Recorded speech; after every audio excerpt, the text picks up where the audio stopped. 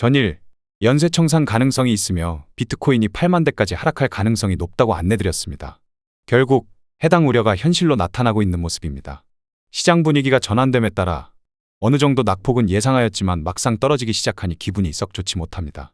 이제 곧 여기저기서 코인 시즌 종료라며 투자 심리를 더욱 흔들기 시작할 것입니다.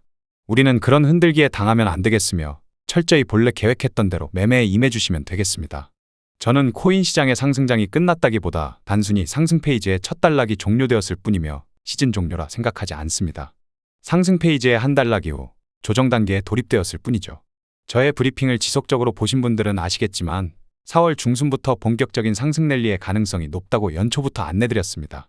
지금은 4월 중순의 두 번째 상승 페이지 돌입 전 초석 따지기 구간이라 보시면 되겠습니다.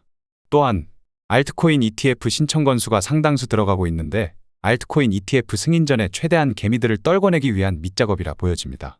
알트코인 ETF가 승인되고 상장됐는데 상장 전부터 가격이 미친 듯이 선반영되어 급등된 상태라 생각해보시면 실제 상장 후 뒷심이 떨어지게 되겠죠. 세력들은 알트코인 ETF 승인 전 최대한 시장을 흔들어 놓을 수 있겠습니다. 그럼 오늘의 브리핑을 통해 자세히 살펴보도록 하겠습니다. 먼저 살펴볼 것은 바이비트 해커 소식입니다. 바이비트를 공격한 해커들이 약 3일간 2억 2천만 달러 규모의 이더리움을 세탁한 것으로 나타났습니다. 이더리움 약 89,500개를 세탁한 것이죠. 이는 탈취된 이더리움의 약 18%에 해당합니다. 해커들은 자금 세탁에 주로 토르체인을 활용하고 있는 것으로 보여지며 남은 이더리움 41만 개를 향후 15일 이내에 세탁을 모두 완료할 것으로 보여집니다. 해당 해킹 사건 이후로 시장 참여자들의 투자 심리가 많이 흔들렸고 실제로 여러분들도 해킹 사건 이후 시장 분위기에 쎄한 느낌을 받으셨을 것입니다. 그런 쎄한 느낌을 여러분들만 느끼는 게 아니라 전 세계 시장 참여자들이 느꼈다 보시면 되겠고 리스크 관리 차원에서 하나, 둘 포지션을 정리하는 연쇄청산 작용이 이루어졌다 보시면 되겠습니다. 그러나 그런 심리적인 부분은 시간이 지남에 따라 해소될 수 있겠습니다. 코인 시장의 자체적인 기술력이 후퇴된 것도 아니고 시장의 전반적인 투자 심리가 흔들린 것이니 다시 자리 잡게 되겠죠. 그러니 차분히 4월 중순까지 기다려보심이 좋겠습니다. 다음 살펴볼 것은 4월의 중요성입니다. 미국에서는 대통령이 취임 후 처음 100일 동안 어떤 정책을 펼치는지 매우 중요하게 평가됩니다. 따라서 미국 정치권에서는 취임 후 100일 동안을 허니문 기간이라 칭하고 있죠. 트럼프는 허니문 기간인 4월까지 정치적 의제를 강하게 추진해 나가면서 대중과 의회로부터 지지를 얻기 위해 강수를 둘 수 있겠습니다. 허니문 기간 동안 평가를 좋게 받아 놓아야 나중에 까방권이 생기고 본인의 정책 방향대로 이끌어 나갈 수 있게 되겠습니다. 일단 첫 번째로 트럼프는 4월 안에 최대한 러시아와 우크라이나 간의 전쟁을 종전시키려 들 것입니다.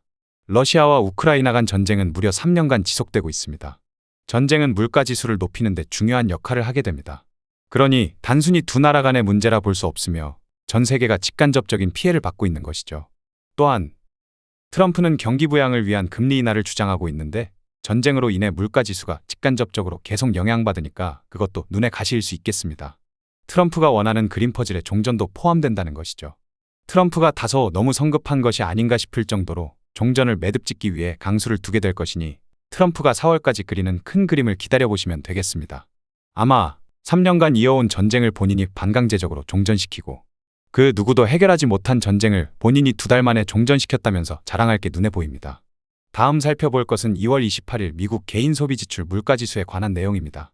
보통 상식적인 수준에서는 경제가 좋으면 소비와 투자가 늘어나니 물가지수가 오르게 되며 경제가 나쁘면 소비와 투자가 줄어드니 물가지수가 하방 압력을 받게 됩니다. 따라서 미연준에서는 소비와 물가지수의 밸런스를 통해 금리를 결정하게 되는 것이죠. 그러나 실업률이 상승하고 소비가 줄어들며 경기 침체 양상을 보이는데 물가지수가 상승하는 상황을 스태그플레이션이라고 합니다. 경기 침체를 보이면 물가지수가 하방 압력을 받아야 하는데 경제 불황인데 물가지수는 치솟는 최악의 상황이라 보시면 되겠죠. 최근 미연준에서는 물가지수가 여전히 높다며 물가지수를 계속 염려하고 있는데요. 설상가상으로 최근 미국 소비지표를 보시면 최악의 극악으로 치닫고 있습니다. 이러면 보편적인 상식에서 벗어난 문제가 되는 것입니다.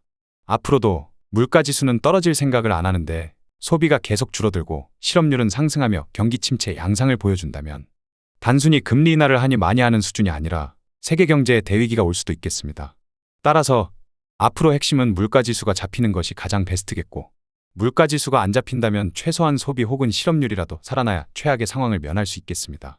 그러한 상황에서 이번 주에 미국의 개인 소비 지출 물가지수가 발표되오니 이번 주는 정말 격동의 한 주가 진행될 수 있겠습니다. 자세한 대응과 구체적인 매매 전략 및 시그널은 네이버 프리미엄 콘텐츠를 통해 안내드리고 있습니다. 알트코인 종목 선정부터 매수 가격, 매도 가격 등 구체적으로 안내드리고 있으니 관심 있으신 분들은 댓글에 링크를 통해 네이버 프리미엄 콘텐츠를 구독해 보시길 바랍니다. 그럼 오늘도 좋은 하루 되시길 바라며 구독자 여러분들의 성공 투자를 기원하겠습니다.